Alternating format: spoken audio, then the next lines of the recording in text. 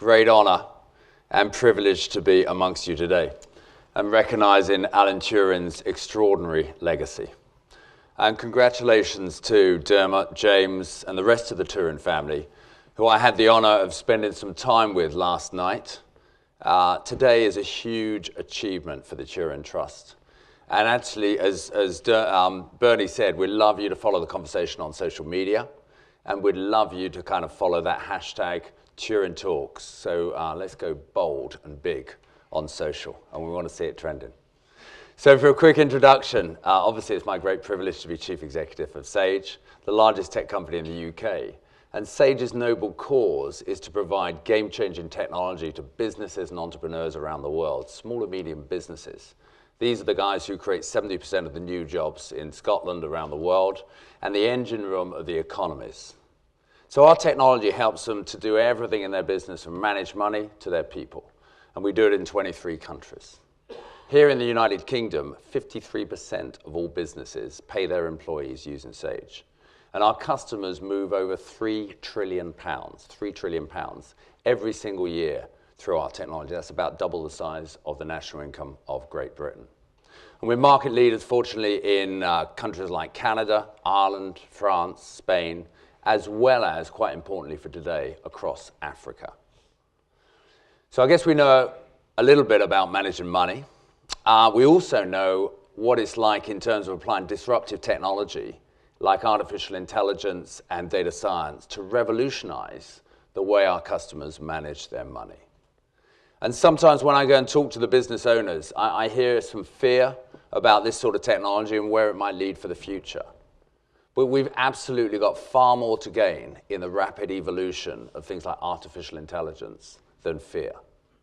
And today, I want to talk to you about my perspective on why this evolution is a cause for great hope when it comes to the developing world.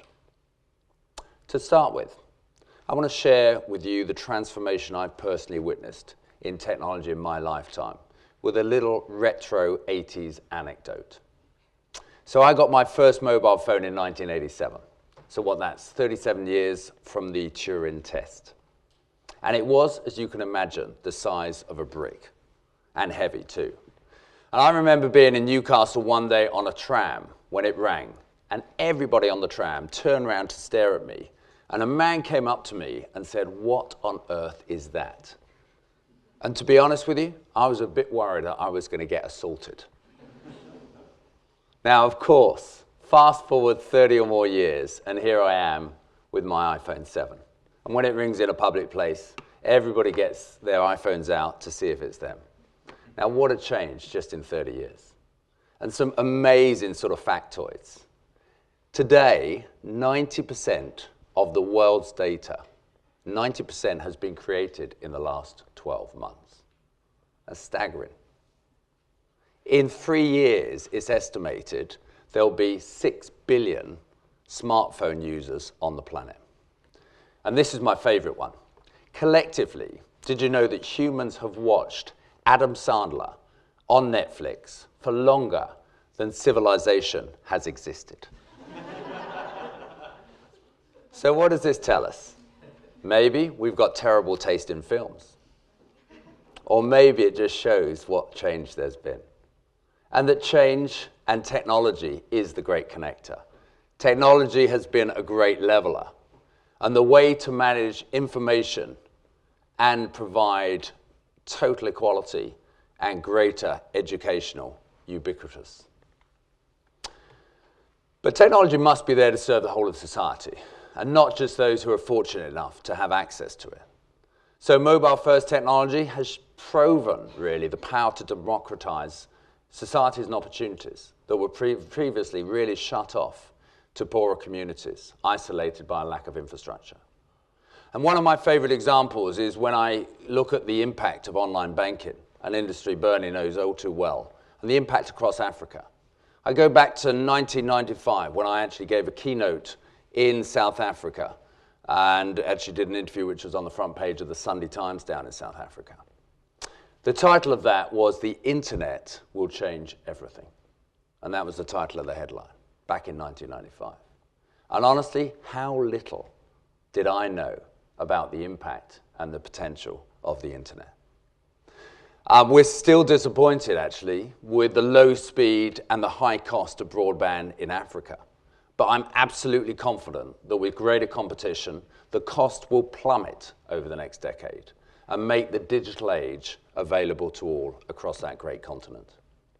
Today, Sage has 6 offices in the major countries across Africa, in the big kind of 6 economies. And we provide payment solutions. It's a core part of our business, and we've seen the revolution in African banking and payments over the past decade or so.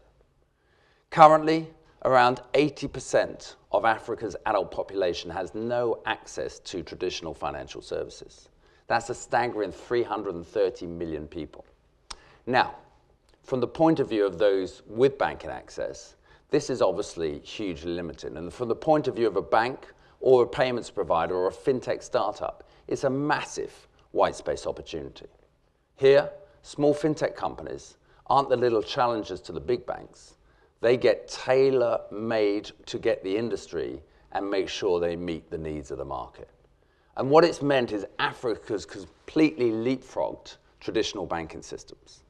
And now, as an example, Lagos in Nigeria has its own Silicon Valley, the Yabacon Valley in Yaba, which has been heralded from ground zero for startups and techies.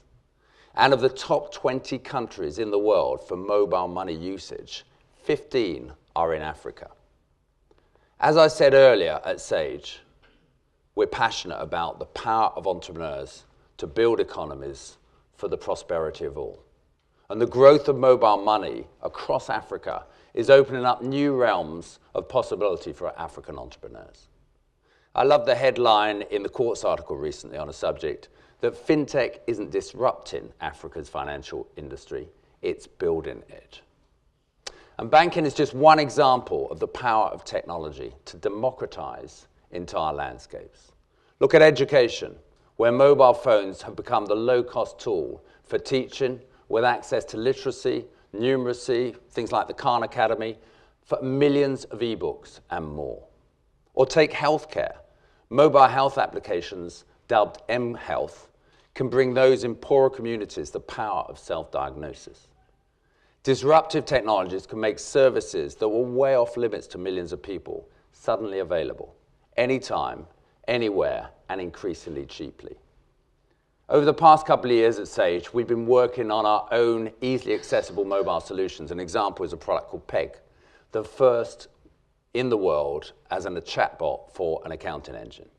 And Peg is the finance director. It's the personal assistant in the palm of your hand, in your pocket, who you can talk to in English language without leaving your favorite apps like Facebook Messenger and Slack. And the beauty of this kind of technology is that humans no longer have to talk and learn to talk like computers, inputting complex commands with dozens of clicks before you get what you want. Computers are now learning to talk like humans instead and putting the humans in control. Now, because of this use and accessibility, Peg, for example, launched last year, has tens of thousands of users in 135 countries, making it the world's most global accounting solution, actually after the humble pen and paper. Chatbots are an incredibly useful tool for consumers and businesses alike in the developing world, as you can access them free, anytime, anywhere, and from the palm of your hand. And we believe tools like Peg will help entrepreneurs in developing economies to continue to leapfrog the analog age and progress straight to running the business digitally. Long gone are the days of stuffing receipts in your shoebox or a plastic bag and taking them off to your accountant at the end of the tax year. So we're absolutely passionate about helping entrepreneurs and individuals in developing world through our technology. But also, through our people, we are passionate believers in compassionate capitalism. The responsibility of businesses, big and small, to donate their time to make a difference in their communities. During the recent UK election campaign, honestly, I saw a lot of national embarrassment around big business, back to the sort of 1970s style rejection of business, denigration of business, and this stereotype of, fat cats not willing to share. But this portrayal helps no one, honestly.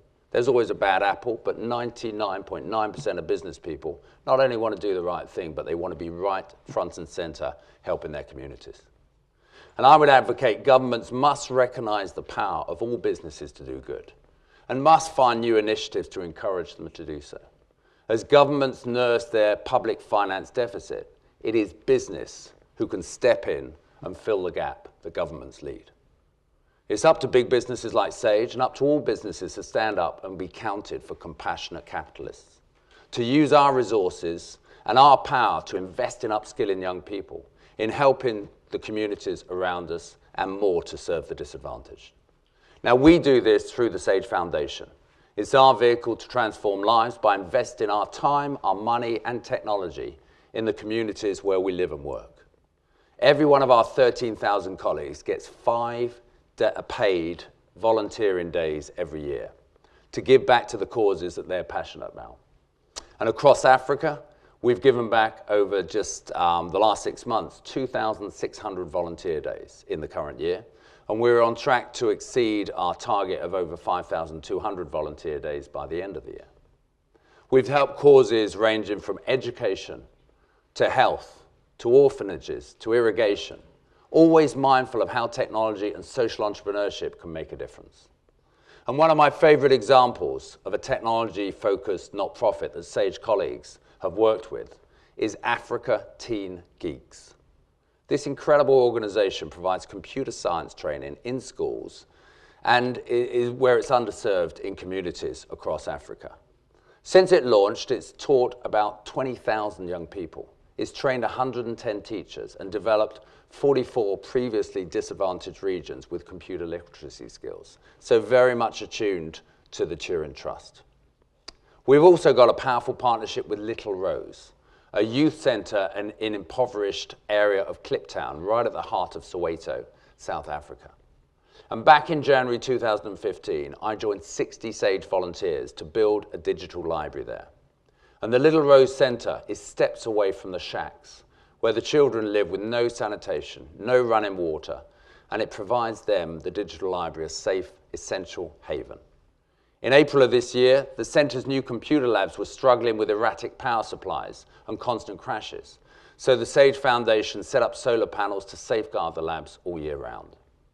And during the day, whilst the kids are at school, the computer lab is used for adult literacy classes.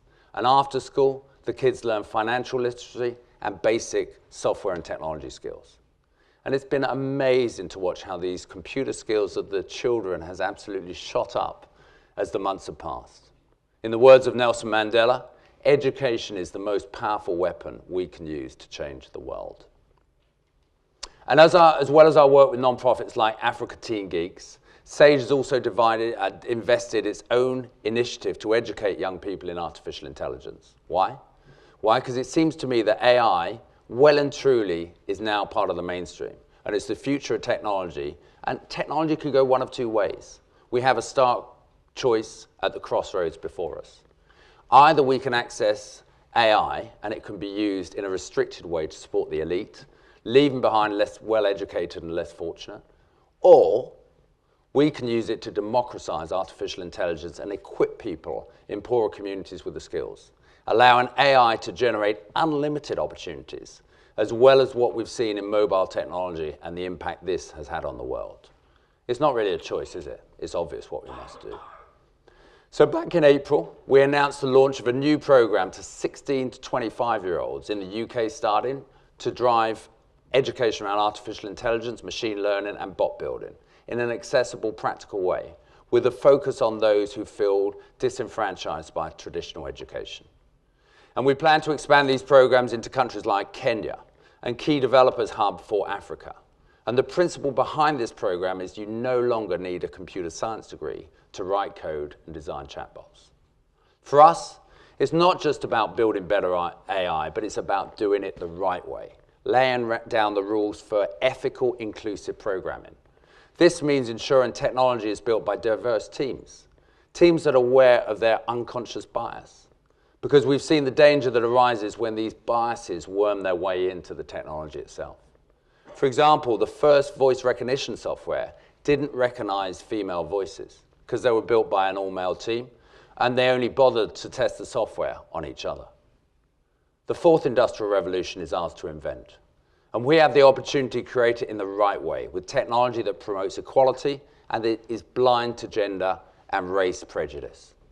And in many developing countries around the world, opportunities like this one are born out of necessity.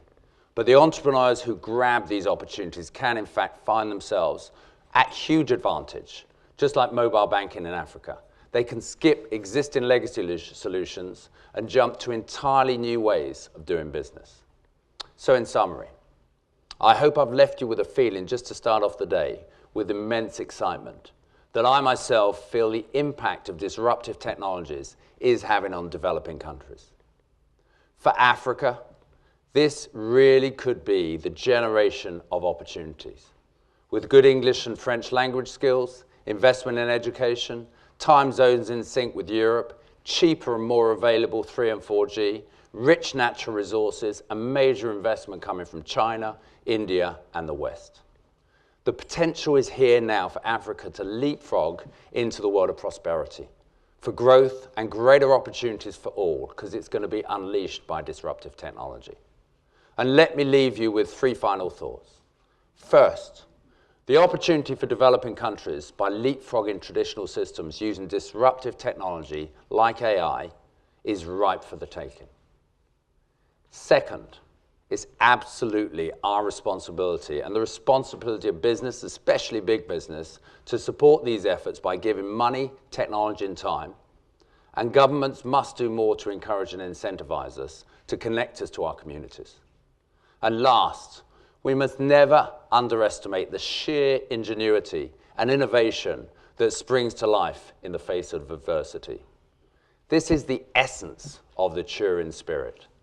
So thank you very much for having me today to start the proceedings, and I hope you have a fantastic day and enjoy the rest of an exceptional Turing Talks. Thank you very much.